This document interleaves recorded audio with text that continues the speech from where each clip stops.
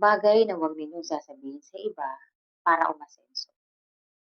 Dahil ang pagsasabi nito sa iba ay katumbas po ng pagkawala ng wealth ninyo.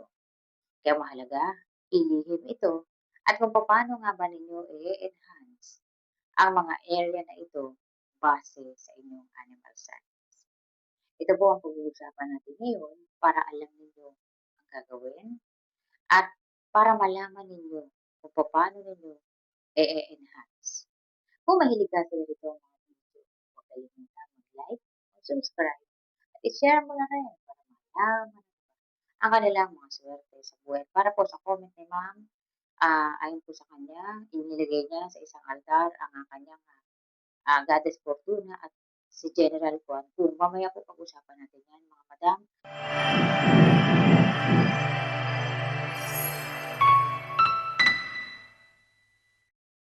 Bagay na huwag mong sasabihin sa iba para umasenso. Sa Feng Shui po mga madam, mga sir, mayroon pong mga lugar na swerte. Meron tayong Southeast. Ito ang general wealth area ng 8 directions at dapat ini-enhance yan dahil nakakatulong yan para sa pag-accumulate ng wealth ng buong tahanan o ng buong pamilya mo.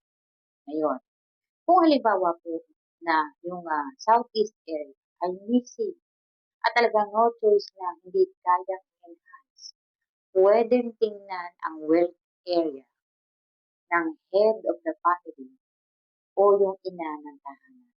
Pwede po tingnan yung wealth area nila at yun ang i-enhance. Halimbawa po mga madam sir, Year of the Pig.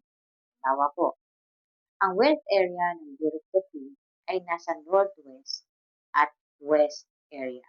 Yung dalawang area na yan, kapag yan ay na-enhance, magdudulot yan ng wealth para sa Year of the Pig. Okay? Pamamaraan ng pag-enhance sa area na yan ay lalagyan po ng metal decorations at earth objects. Kapag naglagay ka niyan, dyan sa area na yan, enhance at ang wealth energies po ng Year of the Pig ay nag-accumulate. Okay? So, ganun ang pag-enhance kapag missing ang Southeast at hindi talaga ma-enhance dahil hindi kaya o challenge ang area. Okay? Ngayon, bakit ka mamalasin kapag sinabi mo yan sa iba? Ang katumbas po ng pagkukwento nito sa iba ay katumbas po ng draining o ng wealth leaking. Malas yan. Huwag na huwag ninyong sasabihin sa iba kung nasaan ang wealth area ninyo. Okay? At palagi po ninyong tatandaan mga sir. Kasi nagiging kaugalian na natin bilang tayo ay mayroong mabuting pag-uugali at nakikisama tayo sa iba, lalo na kung close na natin yung tao. Okay? So kahit gaano pa kayo ka-close, kung gaano pa kabait yung tao na kausap ninyo, kahit na pareho kayo ng, di ba, pareho kayong sign, pareho kayong Year of the Pig, huwag mo sasabihin sa kanya kung paano ka nag-enhance ng wealth area mo. Okay? Kasi katumbas yun ng pagkaubos ng draining ng kahinaan o ng deplete pagkahina doon sa area mo. Okay? Hindi po dapat sinasabi sa iba kung nasaan yung wealth area. Okay? Hindi natin sinasabi na yung nakausap mo magdudulot ng kamalasan sa hindi po. Yung energies mo mismo, magde-drain yun. Kahit huwag mong sasabihin kasi habang kinikip mo yung patungkol sa wealth area mo, yung personal wealth area mo, katumbas yun ng pinangangalagaan mo yung wealth mo. Kaya hindi dapat siya sinasabi. At nagiging malas siya kapag kinukwento sa iba kung nasaan yung wealth area mo. Okay? Katumbas yun ng pagkaubos at hindi maganda. Okay? Dapat po na alam ninyo ang mga bagay-bagay na pwede lamang ninyo i-share sa mga tao na kausap. Pwede niyo i-share kung ano yung pampaswerte ninyo. Halimbawa po, sinishare ninyo o naglagay ako ng Buddha sa North area o naglagay ako ng General Juan Kung sa may front door ko. Puwede yung gano'n. Puwede mo i-share 'yun o bumili ako ng protection coin para maproteksyonan ako laban sa kulam or sa mga negative words, negative energies. Puwede 'yan mga madam, mga sir 'no. Pero yung personal wealth area mo na nagkataon na pareho kayo ng sign, huwag mo ikukuwento sa kanya 'yun at huwag mo ituturo sa kanya 'yun kasi personal mo na 'yun, eh. Okay. Pero yung tungkol po sa general wealth area natin, yung Southeast, o kinuwento mo yung Southeast ko may nakalagay na money trap do'n, may Bachira Aquatica do'n, puwede po yung gano'n mga madam, mga sir, puwede yan. Puwedeng ikuwento yan sa mga kaanak mo para gayahin din nila, puwede po yan. Huwag mo talagang ise-share yung personal mo na wealth area at sabihin mo rin po yan sa mga kaanak ninyo na pagdating na sa personal wealth po yan, eh, na ibinabase sa animal sign ninyo, huwag niyo ikukuwento. Kasi, puwedeng magdulot yan ng wealth leaking at hindi maganda. Hindi natin masasabi kung gaano katagal ang epekto nito at kung ano ang, pagkahina na maidudulot nito sa wealth energies ninyo, okey? Pero kung halimbawa mga madam, mga sir, na nakakaramdam kayo ng draining of wealth ninyo, check niyo yung, area ninyo, check niyo yung animal sign ninyo, ano ang sign mo, okey? So kagaya ng sinabi ko, halimbawa po Year of the Pig, check mo lagi ang northwest at ang west area, okey? Para malaman mo bakit nagkakaroon ng pagkahina or ng-deplete sa wealth mo or, nagde-draining ang wealth mo, hindi nananatili, check mo 'yun. Bukod pa sa binabantayan mo yung mga iba pa na puwedeng magdulot ng, draining of wealth sa'yo or sa inyo, okey? So sa mga gustong malaman po kung ano yung, personal wealth area ninyo base sa inyong, animal sign, comment ka lang diyan mga madam, mga sir. Kapag yan po ay nabasa ko, sasagutin ko at enhance niyo yung, wealth area ninyo. Ang 8 directions po, yun din ang gagamitin ninyo na pang-enhance. Halimbawa po, southeast, ano ilalagay sa southeast? Money plant, coins, mga gold coins, pera, lagay niyo sa bangko, puwede doon. Yung mga yan po, mag-e-enhance sa area. Pero, hindi dapat tinatanggal kapagka nagka-ganyan. Kapagka ibinase mo na sa animal sign mo, palaging titingnan kung ano yung mas malakas na pampaswerte sa'yo or pang-enhance sa'yo dahil nakabase ito sa iyong animal sign. So, sa mga gusto malaman yung kanilang personal wealth area, mga madam, mga sir, comment lang kayo dyan. Kapag yan po ay aking nabasa, yan ay aking sasagutin at sasabihin ko na rin kung ano yung pang-enhance mo sa personal wealth area mo. Okay? So, palagi pong tatandaan mga madam, mga sir, hindi lahat po pwede natin sabihin sa iba. Kasi yung mismong energies natin ang magde-drain. Kahit yung kausap mo wala namang ginagawa, nakikinig lang siya. Okay? Kasi, dapat po pinoprotektahan natin yung personal wealth area natin.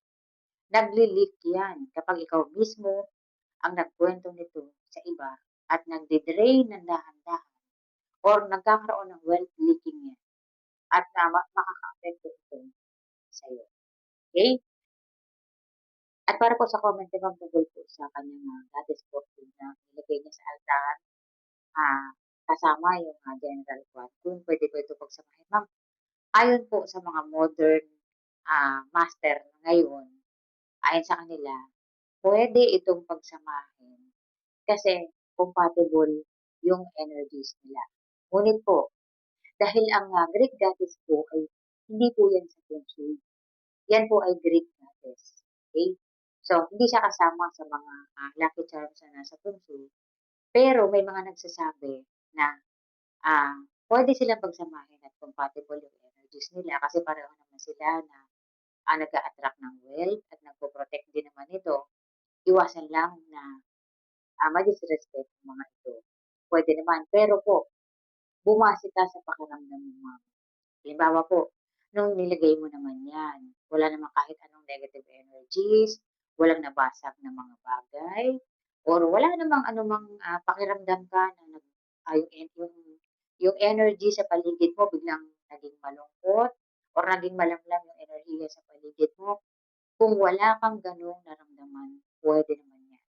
Pero, palagi ka pong bumase sa pakiramdam mo po, kasi ikaw yung nandiyan sa area, ikaw yung makakaramdam, okey? So, kung makakaramdam ka ng kakaiba, puwede mo namang ilipat yung isa. Pero kung sa tingin mo okey ka naman na diyan, ah, ngayon po kasi nasa modern days na tayo. May mga feng master po na nagsasabi na puwede naman 'yan, okey? Pero si, Goddess Fortuna po ay hindi po, nabibilang sa mga, Chinese lucky charms. Siya po ay Greek goddess at umaakit din siya ng, good luck energies at nagpo-protect din siya. Iwasan lang na, ma-disrespect siya kasi dun nagsisimula yung mga inauspicious energies. Okay, so sa lahat naman po ng, mga wealth deities yan, hindi talaga puwede na nadi-disrespect sila. At para po doon sa comment ni ma'am na, ah, yung, blind goddess fortuna niya ay ayaw na niya, ano ang gagawin? Ma'am, puwede mo i-surrender po yan sa simbahan, puwede yan. Or kung saan mo binili, puwede mo ibalik sa kanya, sabihin mo lang na ayaw mo na. Or kung merong gusto niyan, may kakilala ka na gusto niya yan, hingian mo lang siya ng coins kapalit ng, blind goddess fortuna na nasa iyo at i-wish mo lang siya ng good luck, okey? So kapag binigay mo sa kanya yung goddess fortuna mo, sabihin mo na lang na more blessings at good luck sa kanya, okey na yan. At, kapagka may, goddess fortuna po mga kapatid, palaging ilalagay ninyo sa area na mataas. Kung hindi naman mataas, ah, palagi ninyong, bibigyan ng offering, puwede insenso, puwede tubig, puwedeng coins, puwedeng bulaklak. Kung ano man yung sa tingin mo madali mong mailalagay, yun ang ilagay. Nagkakaroon ng disrespect kapag kung saan-saan mo yan inilagay. Kailangan po nasa elevated area siya. Puwede namang hindi siya masyadong elevated, kaya lang iwasan niyo pong ilapit yan sa mga, bagay-bagay na nakatambak. Kasi, dun nagsisimula yung, inauspicious energies kasi nadi-disrespect yan at ayaw na ayaw yan ng mga Greek goddesses na, parang nakalagay lang sila kasama yung mga bagay-bagay na nakatambak, okey? Ibig sabihin kung halimbawa po may mga stock kayo diyan ng kung anumang mga bagay-bagay na ini-stock ninyo, tinabi ninyo. Kahit pa sabihin ninyo nakatupi naman yun, eh, naka-pile naman ng maayos yun, eh. Huwag niyo pong ilagay sa gano'ng area kasi ayaw yan ng mga Greek goddesses at pupuwedeng maging, disrespect yan sa kanila, okey? So hindi nakakatakot ang, blind goddess fortune ng mga madam, mga sir, ano po, umaakit yan ng suwerte. Kapag sinusuwerte ka gamit ang blind goddess fortuna mo, offering ka lang. Bigyan mo lang ng tubig, coins mo nandiyan, bulaklak kung gusto mo. Tuloy-tuloy mo lang na gagawin yung offering na tubig. Kapag dumumi yung tubig, papalitan mo lang, okey na po yan. At i-insensohan mo rin mga madam, mga sir, para ma-clear yung energy sa paligid kung saan ito nakalagay, okey? So, hindi po yan nakakatakot. Kailangan lang iwasan mo na ma-disrespect ito, okey?